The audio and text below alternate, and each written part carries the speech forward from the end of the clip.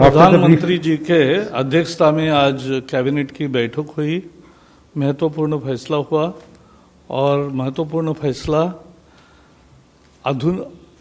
संरचना के लिए, फिजिकल इंफ्रास्ट्रक्चर के लिए जो लंबे समयावधि का कर्जा लगता है और बड़ा मात्रा में कर्जा लगता है, तो उसके लिए एक बहुत बड़ी नई बैंक शुरू करने का निर्णय लिया है। उसके लिए जानकारी देने के लिए वित्त मंत्री हाजिर है। करें शुरू। Thank you very much, Prakash ji. Friends, all of you all are probably aware that during the budget we had mentioned that we will be setting up a national bank which will fund infrastructure and also any developmental activity. You are all aware that there have been at least 3 or 4 attempts in India to have alternative investment funds. One was, of course, you knew, IDBI, and several such attempts had earlier been taken up. But gradually, because they either changed their nature of business or for different reasons, we ended up with no bank which could take the long-term risk and fund development, because the risk is very high here. So even from July budget of 2019, we had made this announcement that government will be looking at having a national infrastructure pipeline and look at sovereign funds and others who can fund us. I had announced 111 lakh crore for a pipeline which had more than 6,000 at that time in December 2019, more than 6,000 such greenfield and brownfield projects which needed to be funded. So, we have acknowledged that both development and financial objectives will matter for setting up a DFI, and therefore, whilst we mentioned it in the budget, but even as the budget session is still on, the cabinet has already cleared the setting up of a development finance institution. And here I wish to thank the Honorable Prime Minister, who constantly has kept the gentle nudge on us to say, you mentioned it in the budget, and how many of the budget's steps are going to be in time implemented so that the stimulus gains momentum and sustains that gained momentum, and therefore you have to get going with the decisions which have all been announced in the budget. And that is why I take 1 extra minute to tell you that I'm happy today the cabinet has cleared this bill through which we will have an institutional arrangement which will help in raising long-term funds. The budget provides for the initial amount. I had announced it in the budget saying capital infusion from our side would be about 20,000 crores. And initial grant of 5,000 will also be made. And this year itself, capital infusion is 20,000 crores. Additional increments of the grant will also be made within the 5,000 limit that has been given to the finance minister. And through this, we expect to raise considerable amount using this lever from the market. And I'll get into the details when the questions come from you. So today, the cabinet has taken a decision to set up a development finance institution. I can get into the details as and when you ask me the question. Thank you. We will now take questions. The Honourable Ministers will now take questions based on cabinet decisions only. Number 10.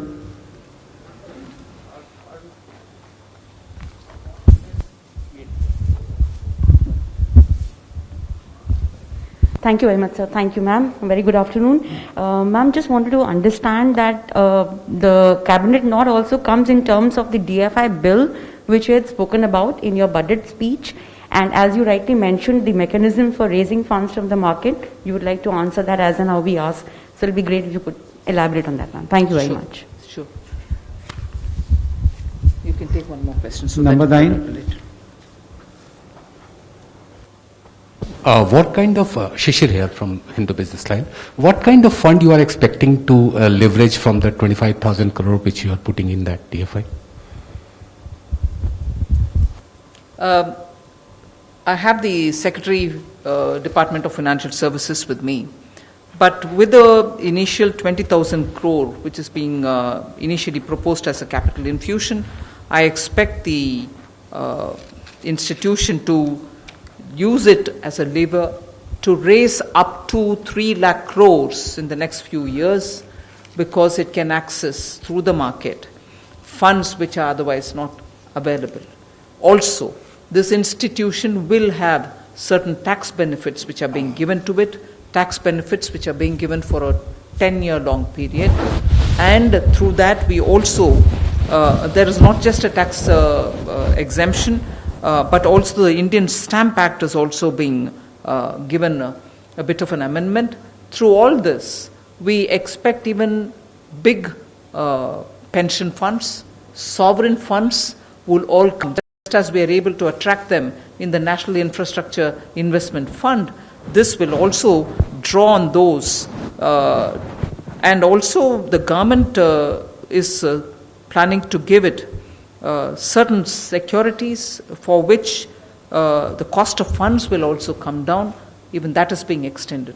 So through these sources, the Development Finance Institution will be able to leverage the initial capital which it has in its hand, and be able to draw funds from various different sources and be able to reach out for funding long-term projects. Also, because of this, I think there will be a positive impact on the bond market in India. 104. Lakshman CNBC Awaaz से ये जहां तक मैं समझ पा रहा हूं, इस बैंक का निर्माण जो है आईएफसीएल की जगह किया जा रहा है, तो आईएफसीएल से कैसे अलग होगा? और पेंशन और इंश्योरेंस फंड जैसे को क्या कुछ मैंडेटरी होगा अपने फंड का एक तय हिस्सा इसमें डालने के लिए? इतना हिंदी आप करो जी। अभी ये जो नया संस्था की संरचना की जा रही है, उसमें बिल्कुल ये क्लीन स्लेट से शुरू करने वाला है। और एक बार जब इनकी बोर्ड तैयार होकर प्रस्तुत हो जाएगी, बोर्ड का डिसीजन है आगे वो किससे मर्जर कर रहे हैं या एक्वायर कर रहे हैं, तो वो निर्णय वो बोर्ड लेगी।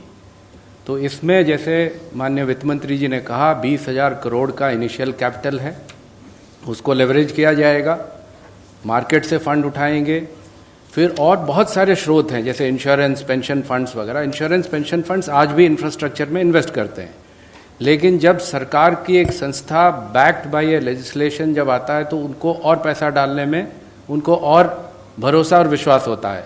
तो हमें उम्मीद है कि रेगुलेटर्स उसको भी जो मात्रा है उसको बढ़ाएंगे। और ये प्रोजेक्ट ऐसा, ये बैंक ऐसा है कि जो लॉन्ग टर्म पेशेंट कैपिटल की तरफ देखता है, और पेंशन और insurance fund typically long term patient capital होते हैं। तो ये इसकी व्यवस्था इस प्रकार से चलेगी। दूसरा प्रश्न क्या मैं भूल गया आपने? हाँ, मैं वही बताया आपको, इंश्योरेंस फंड, पेंशन फंड्स। हाँ, आईएफसीएल की जगह ये लेगा या फिर अभी ये तय नहीं है? आईएफसीएल से कैसे अलग होगा? आईएफसीएल भी मोर और लेस इंफ्रास्ट्रक्चर फंडिंग के लिए। स्टेट से स्टार्ट कर रहे हैं। नहीं, मैंने यही बताया ना, आईएफसीएल का निर्णय जब ये संस्था तैयार होकर खड़ी हो जाएगी, इनकी बोर्ड कॉन्स्टिट्यूट हो जाएगा, वो इस पर निर्णय लेंगे। आईआईएफसीएल को लेना है, आईआईएफसीएल को लेना है, किसी को नहीं लेना है, अपने आप में करना है। हम लोग जो व्यवस्था दे रहे हैं, ये माननीय वित्त मंत्री जी का था कि बिल्कुल क्लीन संस्था दें, और बाकी बाजार की कंडीशन और वो अगर देखते हैं उसमें उनको फायदा है तो फिर वो अपना निर्णय लेंगे। Number 15. Ruchi Bhatia from ET now. I just wanted to understand how soon will the DFI be operationalized now that the cabinet has given an approval? Also, what will be the structure of the DFI in terms of how the board will be constituted? And have you identified which are the first few projects where the money will be kind of put in as from this DFI? It will have a professional board, and at least 50% of them will be non-official directors. Persons of eminence are also envisaged to be on the board, and I would think the chairpersonship also will be of some eminent person derived, and also making sure there are good eminent people becoming non-official directors. So we are making sure that this organization will have people of such heft and professional standards. So on that ground itself, it should have enough, character for a development finance institution which will meet this century's requirement. The power of the board is also clearly going to be drawn in order that they can appoint and remove the WTDs, the whole-time directors. So we are looking at a complete professional setup. In fact, that is one of the features in which we have made sure that the emoluments being given will be so market-driven that you are able to attract best of talents. Even that has been thought out. We are also looking at higher age limit and a longer tenure for the MDs and DMDs. So with these professional human resource, I think this organization will be able to immediately and quickly rise to the expectation of the market. Number 46. Cabinet has given clearance, and you can see how soon we can do it from 1st of February. So that soon it will come out. Madam मैं मानस बनर्जी बोल रहा हूँ. मानस बनर्जी इधर मानस बनर्जी बोल रहा हूँ. अच्छा, इंदिरा गांधी जी ने 1969 में बैंक राष्ट्रीयकरण की थी इस सोच के जो ये बैंक जो प्राइवेट बैंक है वो सामाजिक दायित्व पालन नहीं कर रहा है, इसीलिए क्या था. उसके बाद जो राष्ट्रीयकरण हुआ, आज अभी आपका सरकार आप निजीकरण के दौड़ रहा है. ये सरकारी बैंक को क्या दायित्व सामाजिक दायित्व पालन नहीं कर रहा क्या, इसीलिए आप निजीकरण के लिए ज्यादा बिजी हो गया. राहुल गांधी जी ने बोला है आप लाभजनक संस्था को बेच रहा है, निजीकरण कर रहा है, जो नुकसान वाला इसको आपने राष्ट्रीयकरण कर रहा है. ये बात कैसे है, आज ही बोला है राहुल गांधी जी ने. नहीं, आप प्रश्न क्या पूछना चाहते हैं? क्वेश्चन क्या है, जो आप क्या सोचता है जी बैंक लॉस में जा रहा है, ये सामाजिक दायित्व पालन नहीं कर रहा सरकारी बैंक, इसीलिए आप निजीकरण कर रहे हैं. नहीं, आप तो एक ओपिनियन बोल रहे हैं. प्रश्न क्या है? यही तो क्वेश्चन कर रहा हूं, आप निजीकरण क्यों कर रहे हैं? हाँ. So, have all of you all finished with your development finance institution का प्रश्न? If you have that, if you don't have any more question on today's cabinet decision, then I'll go to him. But if there is anything more on today's decision, I'll first address that and then go over to answering him. I will answer him, okay, but I'll do Thank that you. afterwards. Okay. Ma'am, sorry to interrupt, ma'am. Just one more, ma'am. Anything on the bill, ma'am, if you could share with us? What is the bill? The DFI bill, ma'am? The cabinet has given approval. Now we'll go to the parliament. Thank you.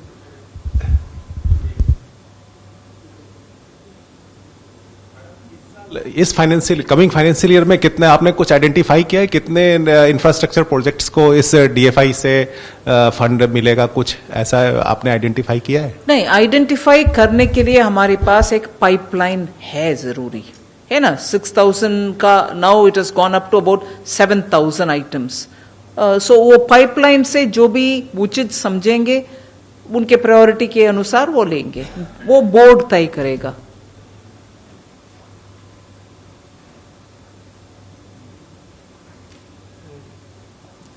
Is that it?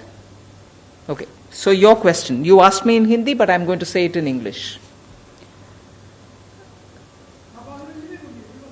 Huh? Yeah, you may have to, please. I have no choice. I don't want to say it in Hindi and you struggle to understand me. Yes, Srimati Indira ji nationalized banks. There was a purpose, and that purpose probably was served, partly served, fully served. I'm not getting into that. Today we have quite a few number of banks, some performing very well, some performing probably just about all right. And they have a very big role to play, there is no doubt. But yet, We need banks which are going to be able to scale up. So we have even announced, and recently, 1 year ago, 1.5 years ago, in fact, one before also during 2016-17, amalgamating banks so that you have banks big enough. Like I think I have even said before, we need banks of the size of State Bank of India in this country, many more of them. So we have brought in banks which are going to be able to meet the aspirational needs of this country. And also, because these need not be a subjective, on-the-spot decision, we've announced a public enterprise policy, based on which we have identified those 4 areas in which we said government presence, public sector presence will be there, and bare minimum presence is what we have said. In that, financial institutions are also there, meaning even in financial sector, we will still have the presence of public sector enterprise, which, for your immediate answer, means that not all of them are going to be privatized. First point. Second, even for those which are likely to be privatized, we are obviously going to have to keep in mind that these privatized institutions will also continue to function after the privatization. We'll also have to ensure that the staff or the personnel who are there, their every interest will be protected. So we will ensure that we are not going to be disinvesting, or we are not going to be selling them off because whatever may happen to them, we are not worried. No, we want financial institutions to get more equity, more people to put in money into them to make them sustainable. We also want their staff to be able to perform the duties which they have really acquired as a skill over the decades and run the banks. So, very quickly, if you kindly have a look at the public sector enterprise policy which we have come out with and identified those core sectors in which the presence of public sector enterprises will still continue, even financial sector is in it. So, to immediately, quickly conclude saying, oh, every bank is going to be sold off, is not right. And even whether it is banks or any other privatization, I want to take this opportunity to tell, through you, the media, that the interest of the workers, interest of those who have put in services over the decades will absolutely be protected. Whether it is their salaries, whether it is their scale, whether it is their pension, it will all be taken care of. And above all, the first premise that I would like to put before you is, even when we speak of privatization or disinvestment, we recognize that each one of those units perform for the economy. So if there is a coal unit or a thermal unit or a hydro unit or a steel unit, the intention is, if there are people who would run it, putting more money in them, we still need those power which it produces, still need the coal which comes out of it, still need the steel which comes out of it, still need the banks to reach out to the people. And for these units to function with more money coming in, with more specialization, with more modernization, we need to have some investment come from others. And purely, let us also understand, if, for instance, we want to sell it to retail buyers within India, it is our duty to ensure that the workers' interests are protected, that institution runs further, produces that which we are not able to put in more money to produce. So, first assumption is not to take that it is going to be closed, people are going to be removed. No, not at all. All these factors are being kept in mind. I want to assure you through the media that it is not a quick decision. We have applied a lot of mind, and also we are very conscious of the interest of the workers in very many of these institutions. So, I don't know if it answers your question. Yes. Thank you for raising that issue. No, thank you for raising that issue. And that is why I thought I should take this opportunity to give you an elaborate answer. But your question by itself would have had my answer come in all its detail. Since you brought in Rahul Gandhi, who probably has outsourced his comments to, I don't know, very hardcore communists will give you, solid two-liners to say this is what is happening. Exploitation, profit loss. These pet kind of quotations or using two-liners does not help the situation. As a leader of the opposition party, a leader representing a very big party, I would want him to engage in serious discussions rather than throw these kind of two-liners every now and then. What did he say? Privatizing profits and nationalizing loss. ऐसे कुछ ना? Privatizing profits and nationalizing loss. ऐसे कुछ बोला है ना? आप बोल रहे थे? ऐसे कुछ बोले हैं ना? No, I have replied, but since you quoted, I thought I would double check with you if the quotation is right. नहीं, वो बात है ना, उनका यही कहना था ना, privatizing profit and nationalizing loss. Profit loss के ऊपर आज अचानक इतने ध्यान दे रहे हैं, जबकि इन इस government over the decades, I think what they have tried is only to privatise taxpayers money. If I want to, in a light-hearted fashion, use the style of speaking which he has done, he accuses us of what? Privatizing profit. When in his government, they were privatizing taxpayers' money. You all know how. Privatizing taxpayers' money was what UPA government did. And probably even privatizing taxpayers' money for one family's betterment. So privatizing is only that. And second, nationalizing loss, did he say? Today public sector banks are loss making and prompt corrective actions are bringing them out because of the telephone banking which happened during his time. His daddy would have probably nationalized the banks, but nationalizing of loss in the banks was during UPA's time. And I would want to add one more. Nationalizing corruption is what they did. So nationalizing corruption and privatizing taxpayers' money for the betterment of one family is all that Rahul Gandhi will have to take as a reply for that tweet which probably some outsourced fellow in his team is feeding him with. I think there should be some more intense homework done by Rahul Gandhi before he even starts speaking and throwing these kind of things using a spit and run technique. Stand there. Be ready for a negotiation or be ready for a discussion. You raise your points, we'll also answer you. Not throw allegations and go away. Thank you. Thank you.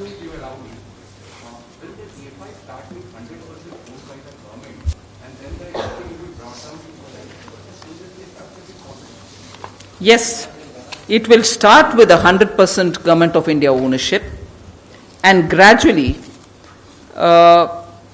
in the long run, I would think government's ownership would come down to 26%. We are not thinking of below that.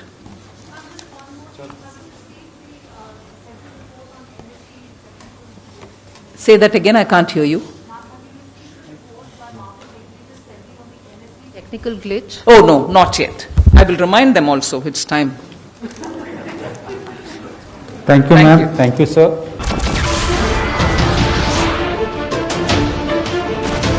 नमस्कार, मैं हूं मानक गुप्ता।